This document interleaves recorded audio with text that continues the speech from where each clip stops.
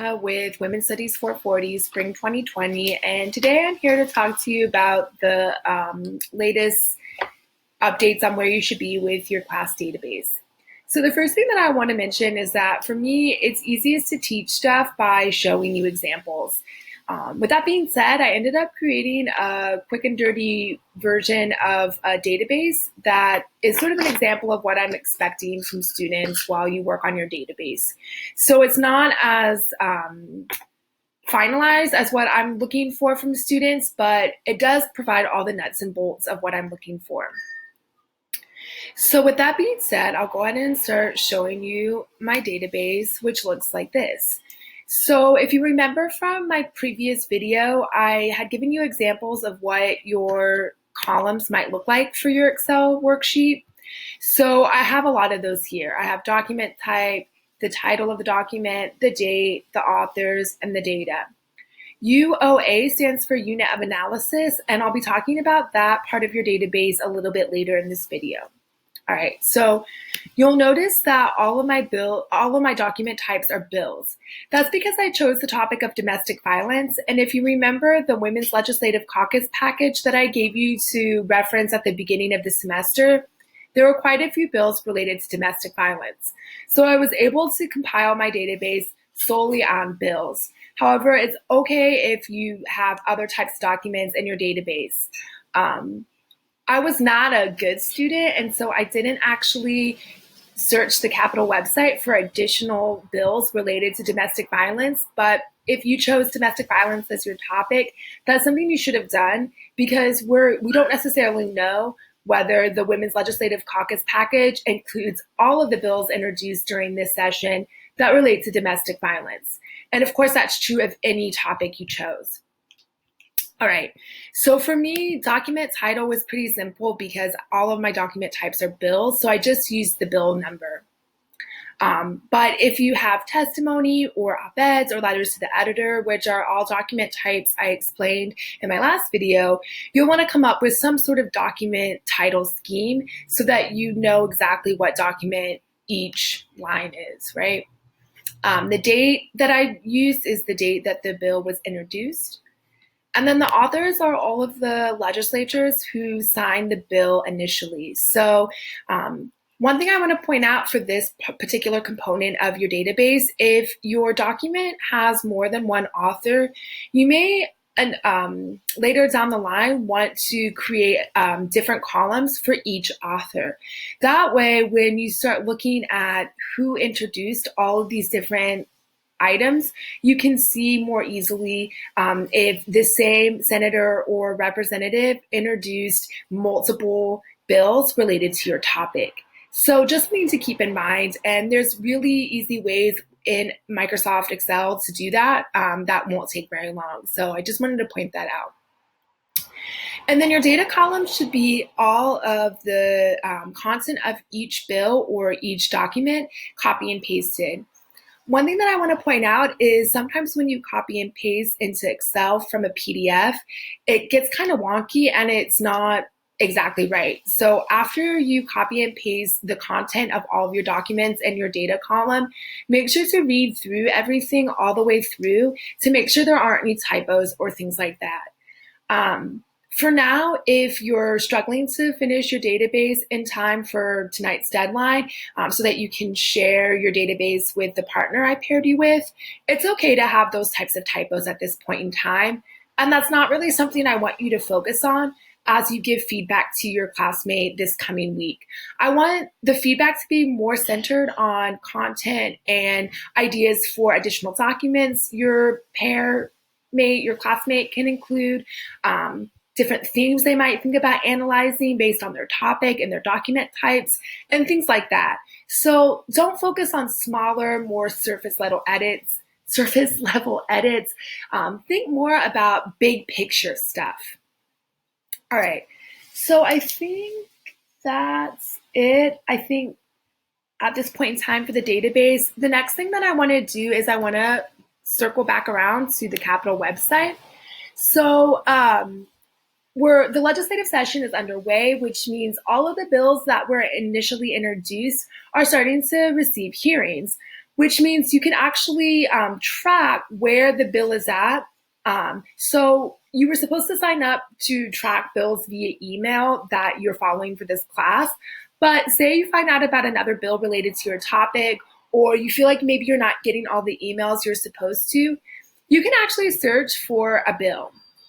So here on the Capitol website, I already searched for Senate Bill 2304 by typing in SB 2304 here.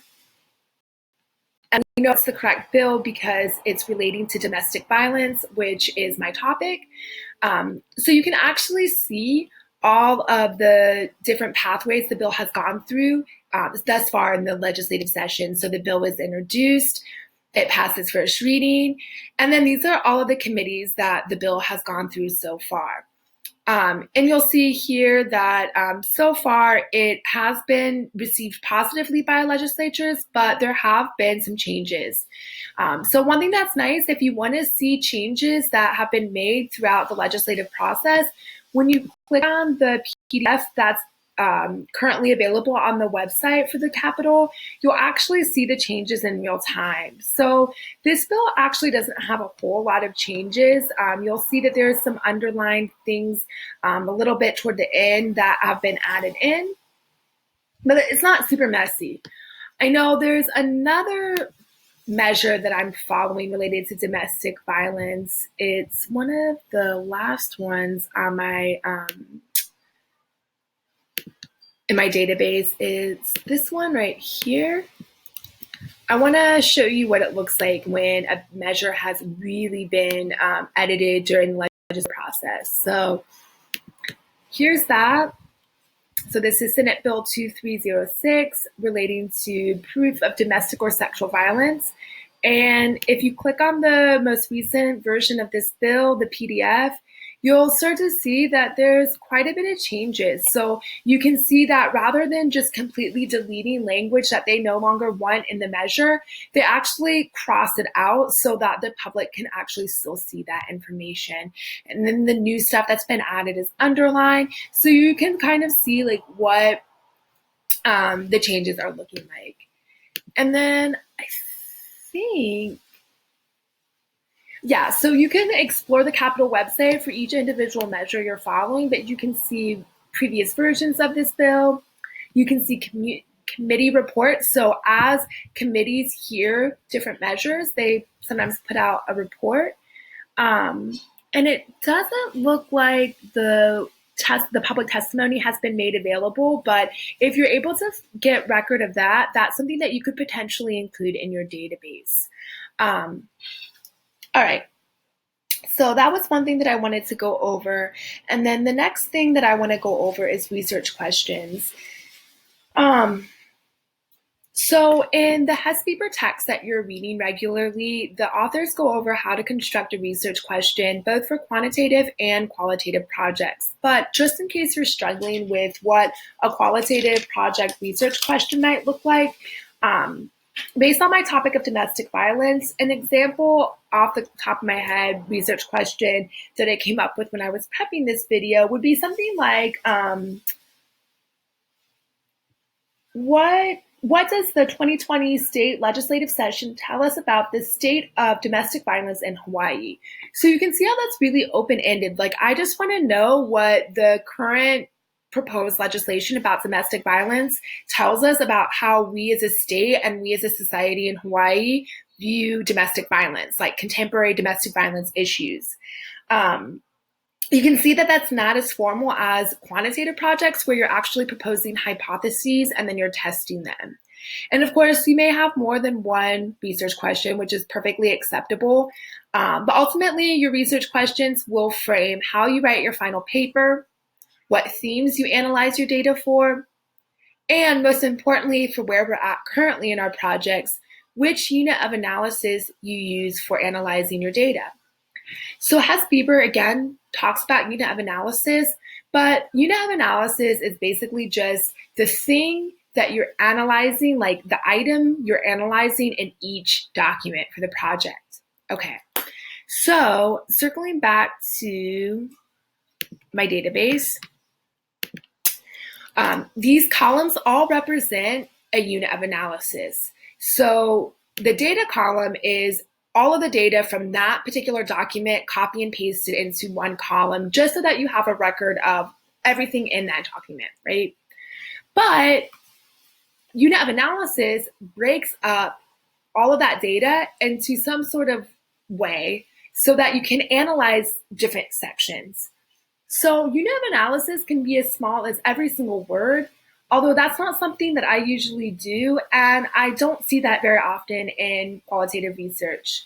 You might also use each sentence as your unit of analysis, where you're basically just looking at each sentence and each document to see what the general meaning is behind each sentence. That would also take up a lot of space in your database, but of course that's something you can do if you choose, and it is a form of unit of analysis I've done before. So if that's what you choose and you have questions about using sentences as unit of analysis, I'm happy to talk about that. For me, the first way I decided to break up my bills is by the section. So I think it might be easier if we go back to the Capitol website and see what each section looks like. So let's look at this bill. So this is actually the longest bill that's in my database. You can see that it's 20 pages, and that might be a little bit long. Like, this section's only one page, right? This section is a page and a half, but then section 3 gets really long, and it might actually need to be broken up into an even smaller unit of analysis. But basically, if I stick to each section being a unit of analysis, I would look at this first page, which is section 1. I would read it. I would think about what the intent is. What are the authors of this bill trying to get across to the audience in this first section? And I would come up with some different ideas, some different phrases or words that I think are key to this section. And then I would use that as a working theme that I'm coding for in all of my documents that I'm analyzing. And then the next thing that I want to point out, so these two measures, my last two documents in my database, they're actually not traditional bills. So let's look for HCR 17.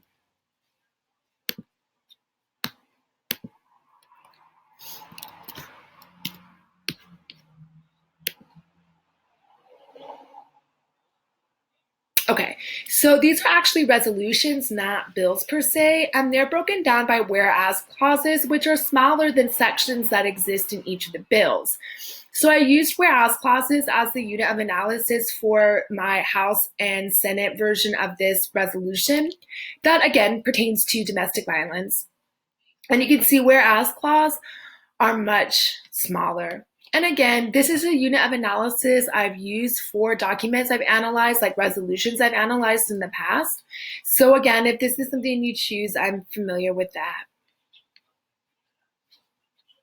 Anyway, that should get you a feel for what your database should be looking like, what your unit of analysis should be, and where you should be at in terms of compiling your database. So as you continue working on your database, I do want students to break down each document in a unit of analysis.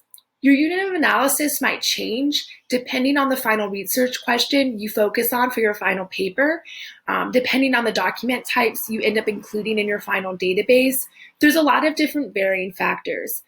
However, for now, I simply want you to break up your data based on the unit of analysis you think you'll be using at this point in time. No need to analyze the data yet. Simply break it up into each unit of analysis so that your peer that's giving you feedback can comment on that, because they might say, hey, based on your topic and your research question, I actually think a smaller unit of analysis is more appropriate. Or conversely, I think a larger unit of analysis is more appropriate. So that's the kind of feedback you can give each other as like specifically to unit of analysis.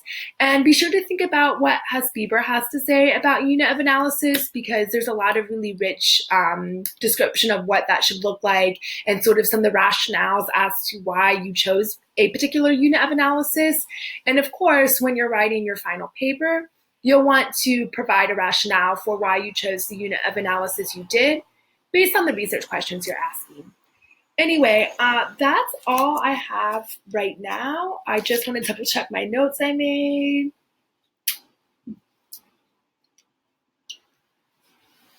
I believe that's it. Anyway, enjoy what's left of your weekend, and I look forward to seeing everyone's databases that you've compiled, as well as the feedback you give to your peers over this coming week. Bye, guys.